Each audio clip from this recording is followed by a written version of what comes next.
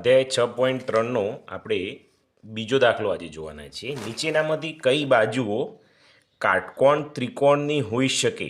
એટલે કહેવાનો મતલબ એ છે કે 4 સેન્ટીમીટર, 7.5 સેન્ટીમીટર અને 8.5 સેન્ટીમીટર હોય તો કાટકોણ ત્રિકોણ બને કે નહીં એ ક્યાંથી ખબર પડે? તો આપણે દાખલો ગણવો પડે કાટકોણ ત્રિકોણનો. તો આપણને ખબર છે પાયથાગોરસ પ્રમેય, આ મેં લખેલું છે. પાયથાગોરસ પ્રમેય પ્રમાણે આપણને ખબર છે કર્ણનો વર્ગ બાકીની બે બાજુના વર્ગોના સરવાળા બરાબર હોય છે. હવે અહીં કર્ણ કેટલો છે? તો સૌથી મોટી બાજુ હોય એને કર્ણ લેવાનું. તો અહીં 8.5નો વર્ગ છે. બીજી બે બાજુ કઈ વધી? તો એક 4. તો અહીં લખી દઈએ 4નો વર્ગ વત્તા અહીં કેટલું છે 7.5નો વર્ગ. હવે વિદ્યાર્થી મિત્રો આ બંને બાજુ સરખી આવે તો આપણો જવાબ સાચો છે, એટલે કે કાટકોણ ત્રિકોણ હોઈ શકે, બાકી હોઈ શકે નહીં.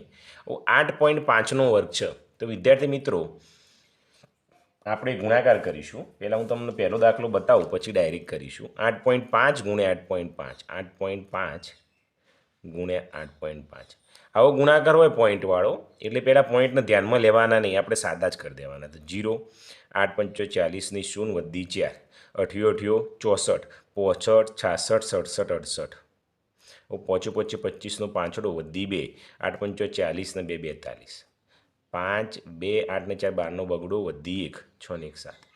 આવું તમે જુઓ તો અહીં એક પોઈન્ટ હતો, વર્ગ કરો એટલે 2 પોઈન્ટ કપાય તો 1 અને 2 તો કેટલા આવ્યા? 72.25. તો આપણે અહીં લખીશું ધેરફોર 72.25. 4નો વર્ગ આપણને ખબર છે, 4નો વર્ગ 16 વત્તા 7.5નો વર્ગ. વિદ્યાર્થી મિત્રો આ જ રીતે 7.5 ગુણ્યા 7.5 કરવાના તો કેટલો થશે? આની શોર્ટકટ છે 7 પોચનો વર્ગ 25 અને 7ના પાછળ કયો આવે? 8 એટલે 8 સીધો 56, 56.25 આવો, 2 પોઈન્ટ કાપો એટલે. તો અહીં જોઈએ 72.25 આવ્યો અને આ બાજુ કેટલા આવે છે? તો આ બંનેનો સરવાળો કરો 56.25 વત્તા 16. પોચ આ પોઈન્ટ મૂકવામાં ધ્યાન રાખજો ને, ખોટું પડશે. 6 6 12નો બગડો વધી 1, 5 6 ને 1 7 તો કેટલો આવ્યો? 72.25. તમે જુઓ તો બંને કિંમત તો કેવી છે? સરખી. તો કાટકોણ ત્રિકોણ હોઈ શકે? તો લખવાનો જવાબ બરાબર હા. આ રીતે ગણવાનું છે. જો બંને કિંમતો અલગ અલગ આવું તો ના થશે, અથવા પહેલાં આ શોધો અને પછી આ શોધો, કોઈ પણ રીતે તમે ગણી શકો છો. ચલો બીજો ગણીએ એટલે વધુ ખ્યાલ આવશે. તો આપણને ખબર છે પાયથાગોરસ પ્રમાણે, પાયથાગોરસ પ્રમેય પ્રમાણે કર્ણનો વર્ગ હોય બાકીની બંને બાજુના વર્ગોના સરવાળા બરાબર હોવો જોઈએ. બરાબર, આ પાયથાગોરસ પ્રમેય છે. થોડું ઝૂમ કરું, સારું દેખાય તમને. આ બદલાઈ દઈએ. તો સૌથી મોટી બાજુ કઈ છે? તમે જુઓ તો 30 છે, તો અહીં 30નો વર્ગ લઈએ. બાકીની બે બાજુ 18 અને 24 છે તો 18નો વર્ગ લઈએ વત્તા 24નો વર્ગ લઈએ. અહીં ધેરફોર કરી દે. 30નો વર્ગ 30 ગુણ્યા 30 એટલે 900 થશે. 18નો વર્ગ તો ના ફાવે તો આપણે ગુણાકાર કરી દઈએ છીએ. 18 ગુણ્યા 18 તો 0, 18, 88 64નો ચોગડો વધી 6, 8 અને 6 એ 14, 8 ને 4 12નો બગડો વધી 1, 324 આવ્યો. અને બીજો કોનો વર્ગ છે? 24નો વર્ગ છે, સાથે કરી જ લઉં.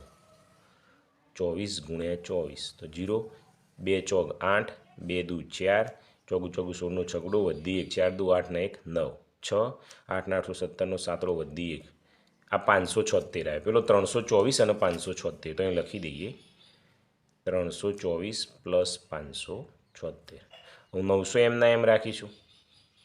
આ બંનેનો સરવાળો કરો તો 6 ને 4 10 ની 0 વધી 1, 7 ને 1 8, 9 10 ની 0 વધી 1, 5 6 7 8 ને 9 તો બંને બાજુ સરખું આવ્યું. તો જવાબમાં શું લખવાનું? હા, કાટકોણ ત્રિકોણ હોઈ શકે આ બાજુવાળો. આ રીતે બોક્સ બનાવી દેવાનું છે. ઓકે, તો બીજો પણ કમ્પ્લીટ છે. ત્રીજો જોઈએ. ચલો, ત્રીજો નાનો છે, જુઓ. લખવાનું પાયથાગોરસ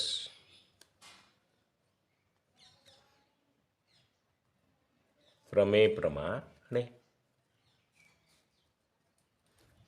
વિદ્યાર્થી મિત્રો, સારું શીખવું હોય ને તો વિડીયો જોતા રહેજો, બહુ મજા આવશે.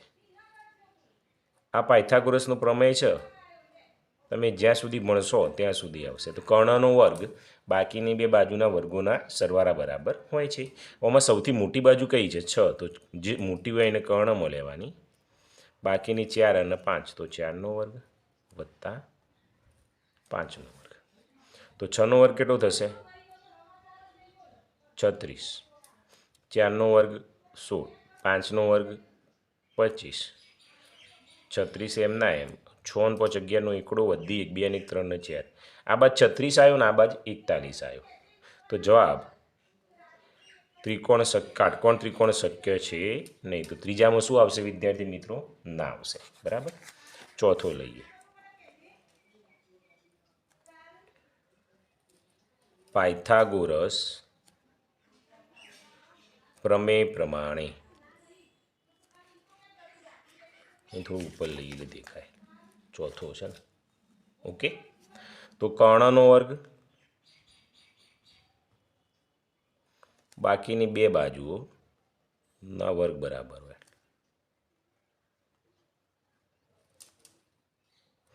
કર્ણ કયો છે? ચોથામાં સૌથી વધુ જુઓ તમે તો 17 છે, તો 17નો વર્ગ કરી દઈએ.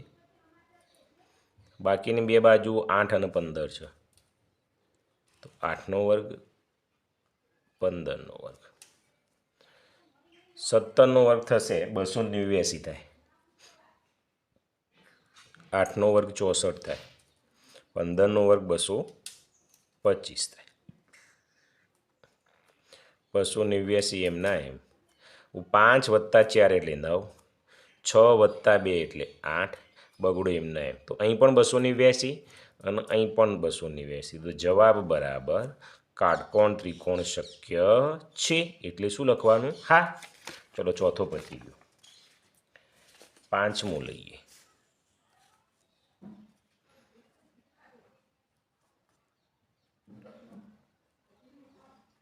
પાયથાગોરસ પ્રમેય પ્રમાણે કર્ણનો વર્ગ બાકીની બે બાજુના વર્ગોના સરવાળા બરાબર હોય છે. તો વધુ 25 છે, તો 25નો વર્ગ કરી દો. બાકીની બે બાજુ 7 અને 24, તો 7નો વર્ગ કરો, 24નો વર્ગ કરો. તો 25નો વર્ગ એટલે 25 ગુણ્યા 25, તો 625. 7નો વર્ગ 7 ગુણ્યા 7 49. હવે 24નો વર્ગ તો આપણે શું કરવું પડે? 24 ગુણ્યા 24 કરવા પડે. તો વિદ્યાર્થી મિત્રો આપણે 24 ગુણ્યા 24 કરેલા છે 576. તો અહીં લખી દઉં 576. બરાબર છે. 625 એમના એમ. આ બંનેનો સરવાળો 9 અને 6 15નો પાંચડો વધી 1, 7 ને 1 8, 8 ને 4 12નો બગડો વધી 1, 5 ને 1 6. તો બંને બાજુ 625 આવ્યું એટલે જવાબ બરાબર કાટકોણ ત્રિકોણ બની શકે. અહીં હા લખી દેવાનું છે. ઓકે. ચલો છઠ્ઠો જોઈએ, છેલ્લો દાખલો. પાયથાગોરસ પ્રમેય પ્રમાણે કર્ણનો વર્ગ બાકીની બે બાજુના વર્ગોના સરવાળા બરાબર હોય છે. તો સૌથી વધુ 17 છે, તો 17નો વર્ગ. બાજુ કઈ છે? 15નો વર્ગ લઈએ. બીજી 16નો વર્ગ છે. જોઈએ શું થાય છે. તો 17નો વર્ગ આપણે આગળ શીખી ગયા. 17નો વર્ગ કેટલો થાય? 289. 15નો 225. 16નો વર્ગ ગુણી લઈએ. 16 ગુણ્યા 16 256 થાય. આઈ થિંક 6 6 36નો છગડો વધી 3, 6 1 6 7 8 9, 9 6 15નો પાંચડો વધી 256 જ આવ્યો. બરાબર. હવે વિદ્યાર્થી મિત્રો જોઈએ તો ખબર પડી જાય કે સરવાળો પોસિબલ નથી. આ તો 289. 6 ને 5 11નો એકડો વધી 1 5, 6 7 ને 1 8, 2 ને 2 4. તો આ તો અલગ છે. તો જવાબ બરાબર કાટકોણ ત્રિકોણ શક્ય નથી. આ રીતે વિદ્યાર્થી મિત્રો તમારે ગણવાના છે.